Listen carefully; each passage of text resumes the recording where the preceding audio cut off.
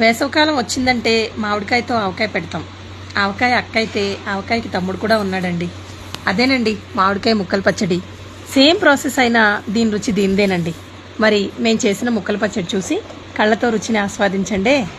రుచితో మైమర్చి comments పెట్టడం మాత్రం మర్చిపోవద్దు. సరే, అసలు పచ్చడిలోకి వెళ్దామా?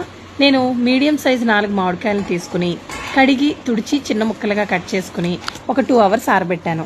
కొలతకి 5 కప్పుల ముక్కలైతే అదే కప్పుతో కారం, 1 కప్పుకి తక్కువగా ఉప్పు, అలాగే 1 స్పూన్ మెంతులు, 1.5 కప్పు ఆవాలు, 2 కప్పుల నూనె తీసుకున్నా. మెంతులు ఆవాలు వేయించుకుని పొడి కొట్టుకుని ఉప్పు కారం మెంతి ఆవాల పొడి ముక్కల్లోకి పోసి కలిపి కలిపి కలిపి తర్వాత నూనె పోసి మూత పెట్టడమే. అంతేనండి. రెండో రోజు పైనుంచి కిందకి కలుపుకుని ఉప్పు తక్కువైతే కొంచెం ఉప్పు కలుపుకోవడమే. అంతేనండి, ముక్కల పచ్చడి రెడీ. నెయ్యి వేసుకుని పచ్చడి వేడివేడి అన్నంలో తింటుంటే ఉంటుంది అమృతం తాగినంత